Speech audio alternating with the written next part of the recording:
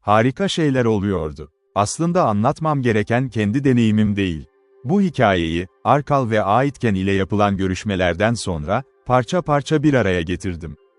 Ayaklanmanın tarihi böyle derlendi. Yazarken önümde raflarda 2 düzgün mavi cilt görüyorum. Burada Times gazetesinin zaman zaman muhabiri olan Bay Alexander Upton, ovalar arasındaki savaşın hikayesini gelecek nesiller için kaleme aldı ve Plato'yu da ziyaret etti. Onun için Kaffir kahramanı, yarı zeki bir serseri olan Umbuni'dir. Sonradan onu yakaladık ve astık. Laputa'dan ise yalnızca bir dipnotta bahseder. Hoşnutsuzluğu körükleyen asi bir Hristiyan olarak. Sık sık duyduğu, Nkulu, kelimesinin Zulu dilinde bir isim olduğunu düşünür. Tanrım, Bay Upton resmi bir tarihçidir. Ama bu olayın gerçek ruhundan en uzak kişi de odur. Bu, gece yarısı çobanlığının hikayesidir. Arkal ve düzensiz birlikleri tarafından, John'un varisi olarak tanımlandı. Baygın yattığım bu Rudersturum'da 200 adam vardı. Polis kuvvetleri, Steven adında bir adamın komutasında 63 basuto izci, yarı kan olarak yerli, alışkanlıkları itibarıyla tamamen yerli ve her biri yaklaşık 40 kişiden oluşan 3 komando çiftçi. Komandolar aslında Kuzey Transvaal gönüllüleriydi ama eski isim korunmuştu. Eski, gevşek organizasyonda öyle. Ayrıca 2-4 toplu gönüllü topçu bataryası vardı. Bunlar, Beyers'in tarihi örneğini izleyerek Volkberg'in batı eteklerinde takip ediliyordu. Birkaç düzenli birlik ise Pietersdorp'tan yola çıkmıştı. Ama ancak ertesi gün varabildiler. Geldiklerinde topçuya katılmak için Volkberg'e gittiler. Berg boyunca stratejik noktalarda yerel izleyicilerle birlikte polis gözcüleri konuşlanmıştı. Bleauwilde-Belstefontein'de 2 saha topu olan güçlü bir kuvvet vardı. Çünkü oradan Inaanda'nın kralına doğru ilerleyecek ikinci bir Kaffir ordusundan korkuluyordu. Wesselsburg'da ovada büyük bir polis devriyesi, yol boyunca küçük devriyeler ve oldukça kalabalık bir basuto keşifçi birliği vardı. Ama bu yol, kapalı değildi. Çünkü Arkal'ın devriyeleri yalnızca istihbarat departmanının bir koluydu. Kendim de gördüm, gözcüler arasındaki bir boşluktan geçmek son derece kolaydı. Laputa acele ederdi. Bu yüzden her zaman en yakın noktadan geçmeye çalışırdı. Arkal'ın ilk işi, defile ile Letaba arasındaki çizgiyi tutmak ve Brudersturm kampını güvence altına almaktı. İyi binicilerden oluşan polis birliği, 4 nala defileye doğru koştu. Geride kalanlar ise yol boyunca sıralandı. Çiftçiler yola dik açıyla bir hat çekti, batı kanadındaki kaçışı önlemek için. Basutolar ise ormanda öncü olarak görev yaptı. Herhangi bir hareketi anında haber vereceklerdi. Son olarak, yanlarında yerli koşucularla birlikte bir polis birliği, yolun Letaba'yı geçtiği noktayı tutmak üzere konuşlandı. Buna Main Drift deniyordu. Haritada bulabilirsiniz. Yerliler Laputa'yı ilk bulanlar oldu. Tepe ve orman üçgeninin güney tarafına, Mahudi ile yol ve Letaba arasına çıkmasını engellediler. Eğer orada başarısız olursa, Drift'in altından Letaba'yı geçip Wesselsburg'a ulaşmaya çalışmak zorunda kalacaktı. Arkal'ın tüm hattı kapatacak kadar adamı yoktu. Bu yüzden Laputa bir kez Drift'in altına sürülürse, adamlarını yol üzerinde kaydırmak zorunda kalacaktı. Bu nedenle Laputa'nın tam olarak nerede olduğunu bilmek, hayati önem taşıyordu. Yerel izleyiciler bu amaçla öne gönderildi. Onu yakalama ihtimali vardı. Ama Arkal, rakibinin olağanüstü arazi bilgisini ve büyük fiziksel gücünü bilerek bu ihtimale çok umut bağlamıyordu. Çok da erken gelmemiştik. Polisin ön askerleri, Inaanda'nın kralından gelen Kaffirleri yakaladı. Laputa onları yolun temiz olup olmadığını görmek için göndermişti. 2 dakika daha geç kalsaydık, Letaba'nın ormanlık vadilerinde onu yakalama şansımız kalmayacaktı. Kaffir bizi görünce kuzey tarafındaki çimenliğe geri daldı. Bu, Laputa'nın hala orada olduğunu açıkça gösteriyordu. Bundan sonra kısa bir süre, hiçbir şey olmadı. Polis kendi hedeflerine ulaştı ve o noktanın batısındaki tüm yol sağlam şekilde korunuyordu. Kanat komandolar, kuzeydeki polis karakollarından biriyle el ele verdi ve yavaşça Berg'in yamaçlarına ilerledi. Kimseyi görmediler. Arkal bunu, adamların Berg'den ormanlara indiğine yordu.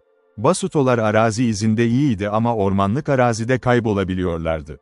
İzciler arasındaki en iyi adamlar, yalnızca Arkal'ın bildiği gizli bir yöntemle mesaj gönderen 5 Kaffir'di. Bunlar, Main Drift'in 1 mil kuzeyindeki ormanda konuşlanmıştı. O saatlerde ay yükseliyordu. 5 adam kısa süre sonra ayrıldı, raporlar gelmeye başladı ama kafa karıştırıcıydı. Sonunda Laputa, Main Drift'in yaklaşık 2 mil aşağısında, Great Letaba kıyısında tespit edildi. Soru şuydu, nereye geçecekti? Arkal, onun nehri yüzerek geçeceğini ve Main Drift ile West Salzburg arasındaki yola çıkmaya çalışacağını varsaymıştı. Ama bu, rakibinin zekasını küçümsemekti. Laputa biliyordu, tüm kırsalı devriye gezmemiz mümkün değildi.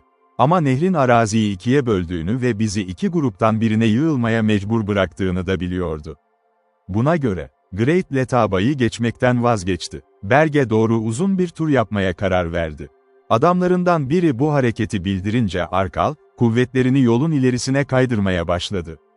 Ama adamlar yer değiştirirken, Mipefu'nun izci grubu Laputa'nın sola döndüğünü gördü.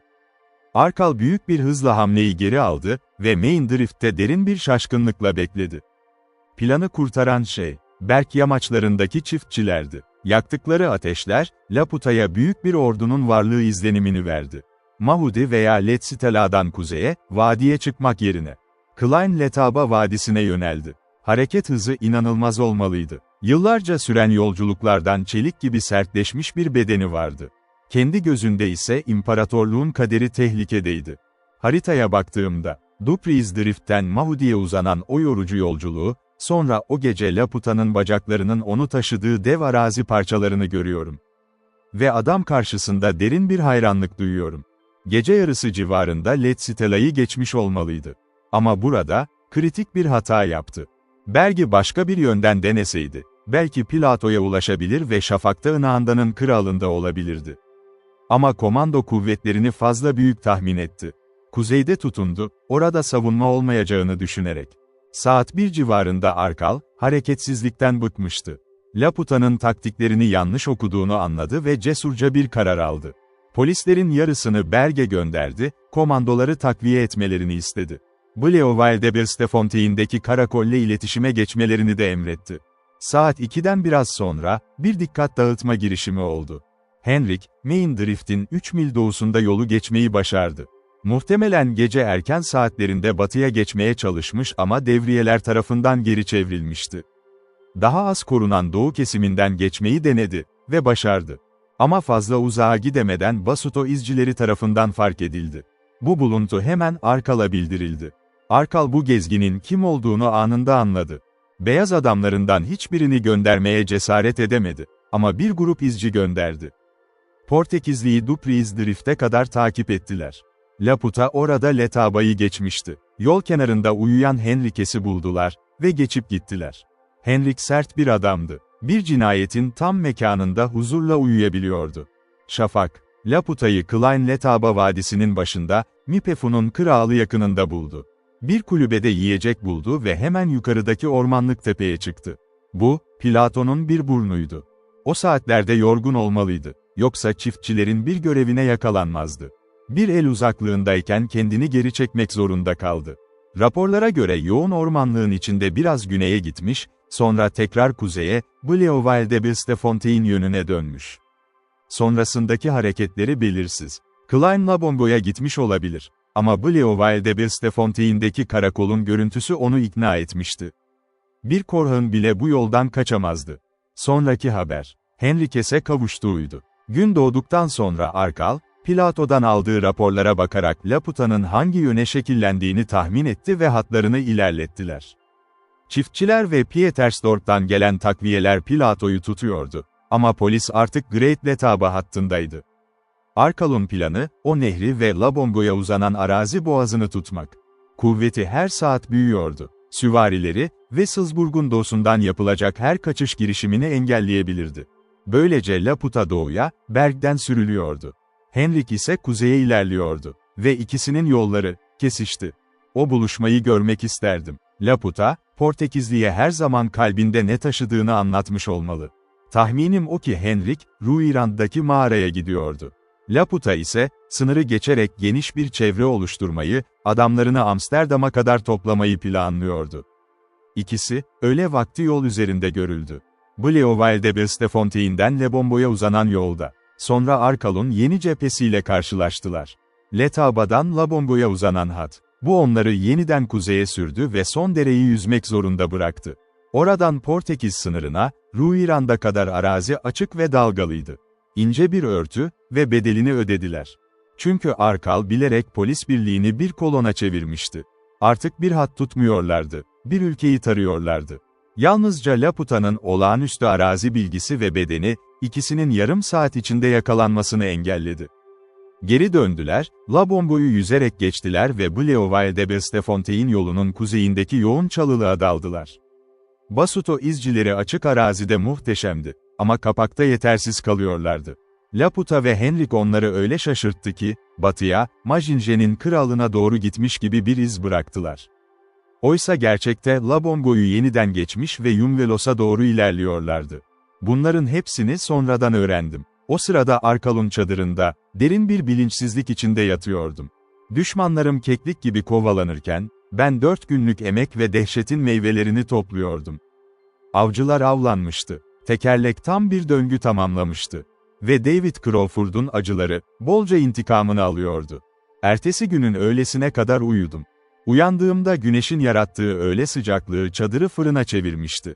Kendimi daha iyi hissettim, ama her yerim sertleşmiş ve ağrıyordu. En çok da dayanılmaz bir susuzluk vardı içimde. Yanımda bir kova su ve bir teneke bardak vardı. Tekrar içtim, sonra yeniden uzandım. Hala çok yorgundum. Ama ikinci uyku, birincisi gibi değildi. Vahşi kabuslarla doluydu. Gözlerimi kapatır kapatmaz harika ama rahatsız edici bir dünyada yaşamaya başladım. Düzlüklerin tüm çalılığı önümdeydi. Sanki bulutların arasından bakıyormuşum gibi. Öğle vakti ve kumlu alanlar ısı sisiyle parıldıyordu. Çalılıkta garip küçük hareketler gördüm. Uzun otların arasında başını uzatan bir geyik, ciddi adımlarla yürüyen büyük bir paov, nehirdeki çamurlu yakadan uzaklaşan bir timsah. Sonra, Laputa'nın silüetini net bir şekilde gördüm. Doğuya gidiyordu. Rüyamda Arkal'ın manevraları yoktu. Aklım tamamen Laputa'ya kilitlenmişti. Yorgun ama tempolu yürüyordu. Başı sürekli dönüyor. Sanki rüzgarı koklayan vahşi bir hayvan gibi. Yanında belirsiz bir gölge vardı. Net göremiyordum. Boynu çıplaktı ama tasmanın kesesinde olduğunu biliyordum. Durdu, batıya döndü ve onu kaybettim. Bir süre orman dünyası tamamen sessizdi. Bir havacının yere inmek üzere olduğu gibi, hevesle izledim. Uzun süre hiçbir şey göremedim. Sonra bir nehrin yakınındaki ormanda hışırtı, bir ginetoş kuşu ürküp uçtu ve bir stenbok hızla dışarı fırladı. Laputa'nın orada olduğunu biliyordum. Nehre bakarken, yüzen bir kafa gördüm. Hayır, 2 tane. Biri diğerinin biraz gerisindeydi. İlk adam karşı kıyıya çıktı. Laputa'yı tanıdım. İkincisi daha kısa boylu bir figürdü. Henrik. Bu ikisinin bir araya geldiğini görünce, tuhaf bir sevinç hissettim. Artık Henrik kaçamazdı. Ya Laputa gerçeği öğrenip onu öldürür, ya da birlikte gelir ve intikamımı alırdım. Her iki durumda da, Kaffir artık yalnız bir maceraya atılmıyordu. İkisini izledim, ta ki harabeye yakın bir yerde durana kadar. Bu Yumvelos'ta benim inşa ettiğim mağazaydı. Bu düşünce beni sarstı. Laputa ve Henrik, Ruiran'da gidiyorlardı. Bir anda uyandım. Alnım terle ıslaktı. Hafif bir ateş vardı. Dişlerim tıkırdıyordu. Aklımda son derece net olan şey, Laputa ve Henrik yakında mağarada olacaktı. 2 ihtimal vardı. Ya Henrik Laputa'yı öldürecek, Yakut'u ve hazineyi alıp Mozambik'in uçsuz bucaksız doğalarına karışacaktı, ya da Laputa onu alt edecek ve hazineyi kendi yönetimine alacaktı. Her iki durumda da, ayaklanma için biriktirilen o muazzam servet yok olacaktı. O anda vatanseverlik düşüncelerinin hepsini unutmuştum. Ülkenin kaderi benim için hiçbir şeydi. Laputa'nın ordusunun dağılmasından da tatmin duymuyordum. Tek düşünce, hazinenin kaybolacağıydı.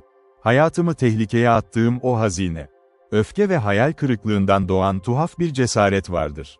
Ruhumu iflas ettirdiğimi sanmıştım, ama içimde yeni bir tutku keşfettim. Daha önce yaşadığım hiçbir şeyin öğretmediği türden bir tutku. Huzursuzluğum bir an bile dinlenmeme izin vermedi. Ayağa kalktım, çadır direğine tutunarak sendeledi. Zayıftım, ama son bir çaba için yeterince güçlüydüm.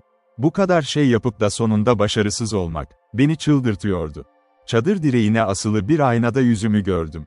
Beyaz, yorgun, çizgili. Gözlerimin altında mavi halkalar. Doktor önceki gece temizlemiş ama yolculuğun izlerinin hepsini silememiş. Sol şakakta küçük bir kan sıçraması vardı hala. Hatırladım, o gece mağarada, keçi kanı dolu leğenden almıştım bunu. O görüntü, beni belirledi. İster istesem de istemesem de. Laputa'nın adamlarıyla mühürlenmiştim. Oyunu sonuna kadar oynamak zorundaydım. Ya da bir daha huzur bulamazdım. Son 4 gün beni çok yaşlandırmıştı.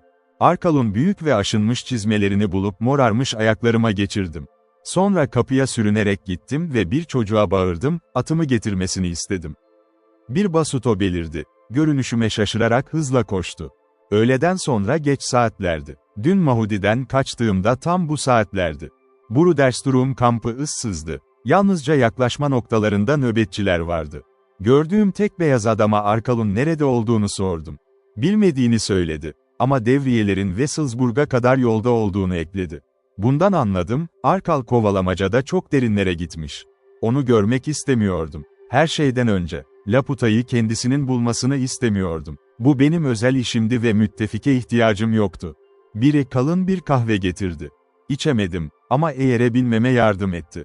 Şimal tazeydi, serbestçe tekme atıyordu. Çimenlerden hızla karayolun tozuna karıştık. Tüm dünya, gün batımında hareketsiz ve altın gibiydi.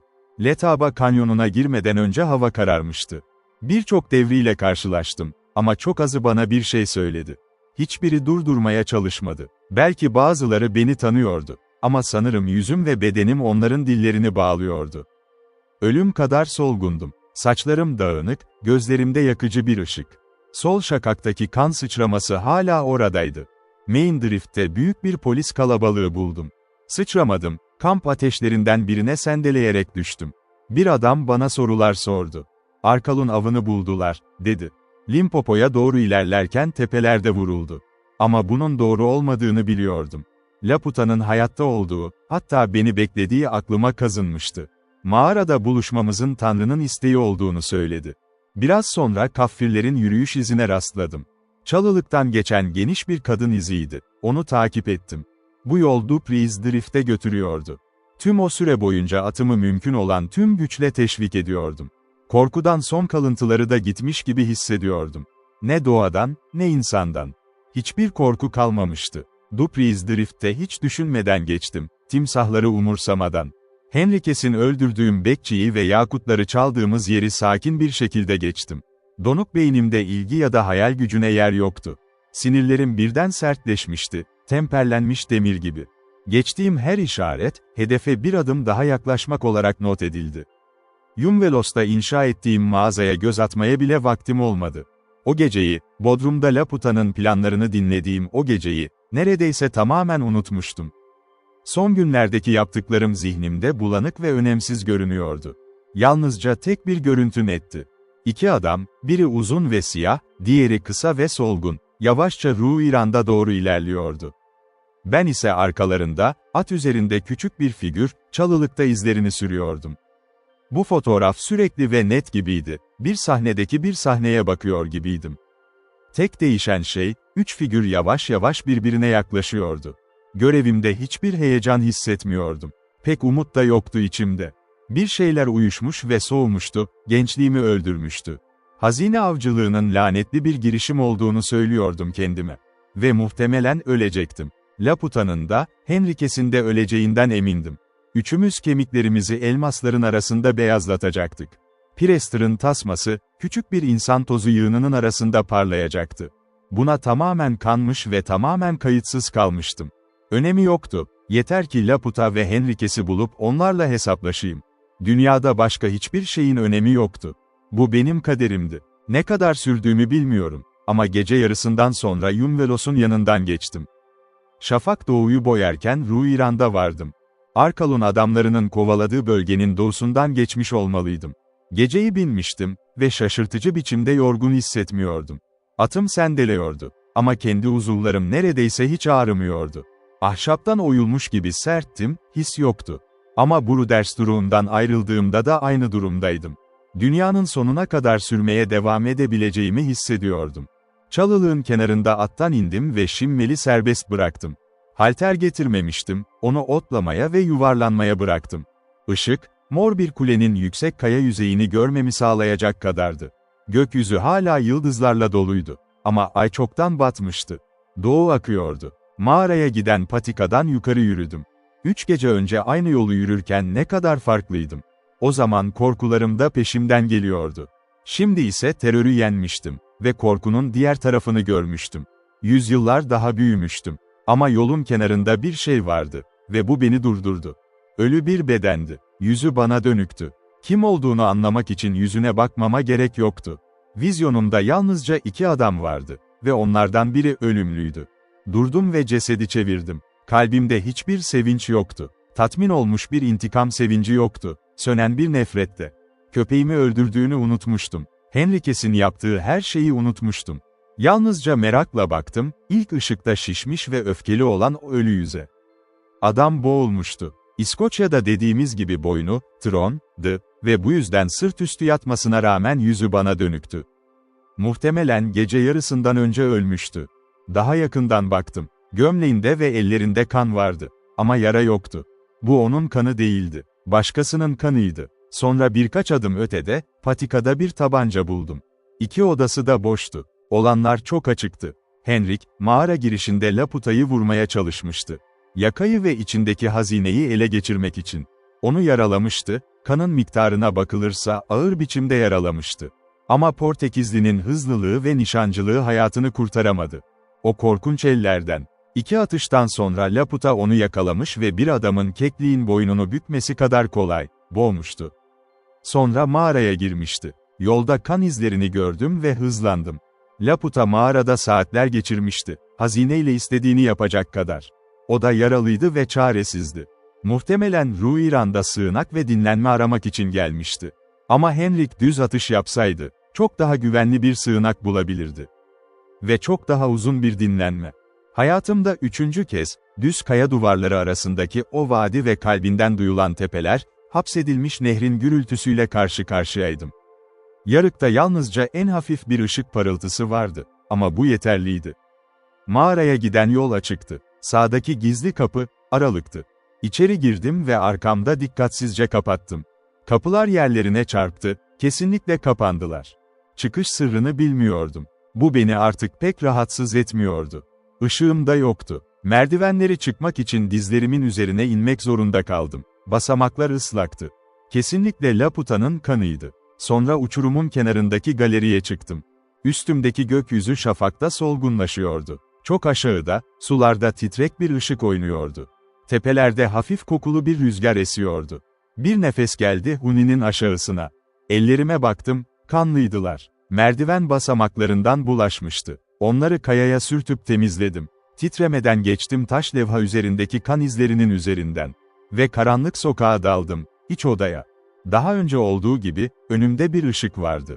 Ama bu sefer tek bir noktaydı. Birçok meşalenin parıltısı değil. Duvarların yanında yavaşça ilerledi. Aslında hiçbir şeyden korkmuyordum. Yan duvarlar bana mağarada olduğumu söylüyordu. Tek bir ışık kırıntısı vardı. Düşen su duvarı, gri yeşil ve hayaletimsi olarak öne çıkıyordu. Yukarıdaki açık havadan aydınlanıyordu. Birkaç adım attım ve önümdeki kıvılcımın bir fener olduğunu anladım. Gözlerim yarı ışığa alışmaya başlamıştı. Fenerin yanında ne olduğunu gördüm. Laputa, bekçinin 3 gün önce yaktığı ateşin küllerinin üzerine diz çökmüştü. Kaba bir taş sunağın önünde, diz çökmüş ve yarı yaslanmış halde duruyordu. Fener yanındaki yerde duruyordu ve hafif çemberi, bir şeyi aydınlatıyordu. Hazırlıksız değildim. Yanından kan akıyordu. Küllerin üzerinde yavaşça karanlık bir havuz oluşuyordu. Korku yoktu içimde. Yalnızca derin bir acıma, kaybedilen romantizme, boşa harcanan çabaya, boşa dökülen cesaret için. "Selam, Nkulu," dedim Kaffir dilinde. Sanki ben de onun adamlarından biriymişim gibi. Başını çevirdi. Yavaşça, acı içinde, ayağa kalktı. Oran, oradaydı. Dışarıdan aydınlatılıyordu ve gün ışığı büyüyordu. Su duvarı, yukarıdaki Pellucid Diamond'dan aşağıdaki saydam zümrüte uzanan bir mücevher levhasına dönüşmüştü. Alacakaranlık mağaranın en uç köşelerini arıyordu.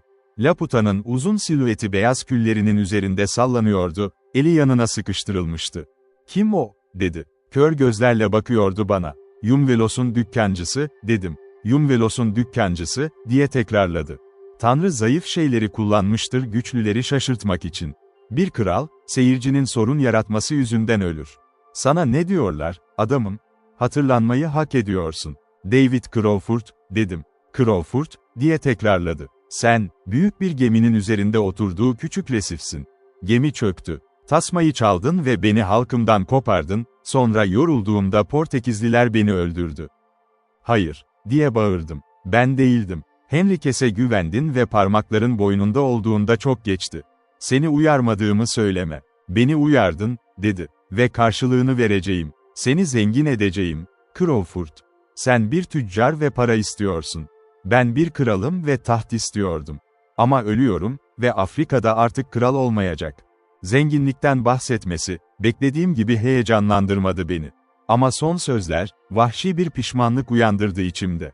Adam beni büyülüyordu. Onu çökerken izlemek, büyük bir dağın düşüşünü seyretmek gibiydi. Kendini esnetti, nefese geldi. Büyüyen ışıkta ne kadar kırık olduğunu görebiliyordum. Yanakları çökmüştü, kasvetli gözleri yeniden yuvalarına çekilmişti. Küllerin arasında yaşlı ve yıpranmış bir adam gibi duruyordu. Kanı durdurmaya çalışmadan, yanından aşağı damlıyordu. Kaffir kralı da değildi artık. Hristiyan vaizci de değildi. Hatta bildiğimiz Laputa da değildi.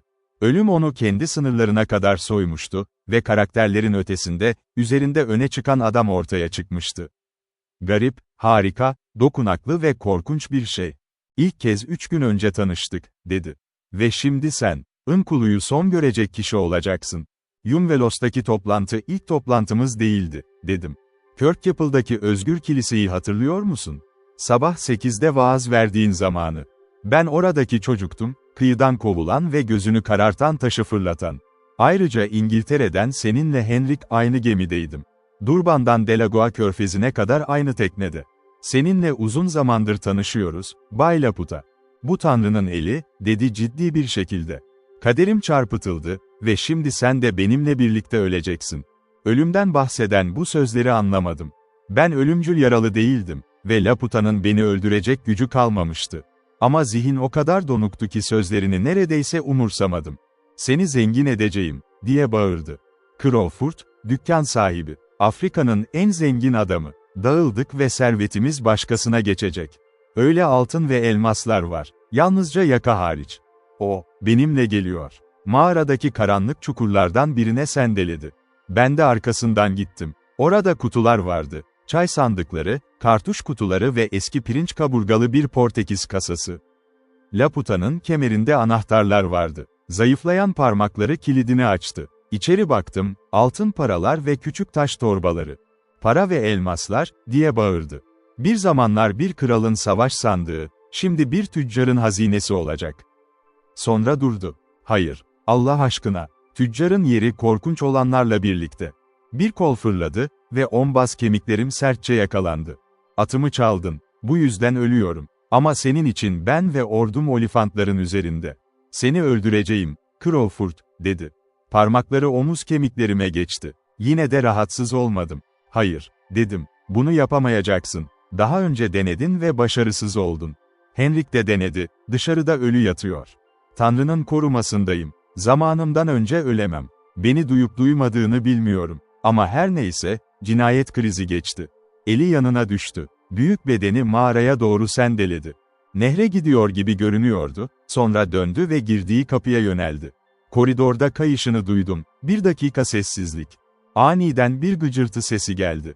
Ardından boğuk bir sıçrama, taşın derin bir kuyuya düşmesi gibi. Laputa uçuruma düşmüştü sandım. Ama kapıya vardığımda sallanan silüeti koridordan çıkıyordu. Sonra anladım. Kalan son gücüyle, taş köprüyü kırmıştı. Geri çekilmemi kesmişti. Gerçekten umurumda değildi. Köprüyü geçseydim bile, muhtemelen kapalı turniketle engellenirdim. Korkunun anlamını tamamen unutmuştu içim. Ölümün anlamını da. Beni yok etmeye çalışan adama kolumu uzatırken buldum kendimi. Senin için cennette hazine biriktirdim, dedi. Dünyevi hazineniz kutularda, ama yakında derin sularda bozulmaz mücevherler arayacaksın. Aşağıda hava serin ve sessiz. Açlığı unutuyorsun ve acıyı. Adam sonuna çok yaklaşıyordu. Umutsuzluğun deliliği geri gelmişti. Kendini küllerin arasına bıraktı. Birlikte öleceğiz, Crawford, dedi. Tanrı iplerimizi doladı ve sadece bir kesim olacak. Orduma ne oldu? Anlat. Arkalun Wolfberg'e silahları var, dedim. Ya teslim olmalılar, ya da yok olacaklar. Başka ordularım var, dedi. Sonra durdu. Hayır, hayır, onlar hiçbir şey. Hepsi yanılır, savaşır ve yenilir. Hiçbir yerde lider yok. Ve ben ölüyorum. Ölüm belirtileri küçümsenilemezdi. Su isteyip istemediğini sordum. Cevap vermedi. Gözleri boşluğa sabitlenmişti. O büyük pişmanlığın acısını yüzünde görebiliyordum. Kendim içinse taş gibi soğuktum. Zaferin hiçbir sevinci yoktu. Kendi kaderimin korkusu da. Sessizce durdum. Yarı pişmanlıkla dolu büyük bir düşüşün sessiz tanığı. Lucifer'ın düşüşü gibi. Dünyaya bilgelik öğretirdim. Laputa İngilizce konuşuyordu. Garip, ince, soyutlanmış bir sesle. O zamandan beri benim gibi bir kral olmamıştı Charlemagne'dan bu yana. Ve Latinceye geçti. Bana sonradan söylendiğine göre Büyük Charlemagne'ın mezar yazısının bir uyarlamasıydı. Sub hoc conditiorio, diye mırıldandı, situm est corpus Joannis, magni et orthodoxi imperatris, cui imperium Africanum nobiliter ampliavit, et maltos per annos mundum feliciter rexit. Bu mezar yazısını çok önceden seçmiş olmalıydı. Birkaç saniye başını kollarının üzerine koyarak yattı. Göğsü acı içinde inip kalkıyordu. Kimse peşimden gelmeyecek, dedi. Irkım mahkum ve birazdan adımı da unutacaklar. Onları yalnız ben kurtarabilirdim. Şimdi, dinlensinler. Ve Yuhanna'nın savaşçıları köle ve esir olacak. Boğazında bir şey tıkırdadı. Nefesini tuttu ve öne doğru düştü. Öldüğünü sandım. Sonra ayağa kalkmak için mücadele etti. Koştum ve tüm gücümle ayağa kalkmasına yardım ettim. Silahını aç, Eros, diye bağırdı. Uzun günün görevi bitti. Ölmekte olan bir adamın garip gücüyle leopar derisini ve kemerini kopardı. Tam bir şekilde duruyordu. Taç giydiği geceye benzer biçimde. Kesesinden Prester'ın tasma çantasını aldı. Sonra, yeşil su duvarının olduğu uçurumun eşiğine sendeledi. Büyülenmiş gibi izledim. Zayıf ellerle yakutları boynuna doladı ve tokayı birleştirdi. Son bir çabayla uçurumun kenarında doğruldu. Gözleri su ışığı kuşağına kaldırıldı. Işık büyük mücevherleri yakaladı ve onlardan ateşler çağırdı.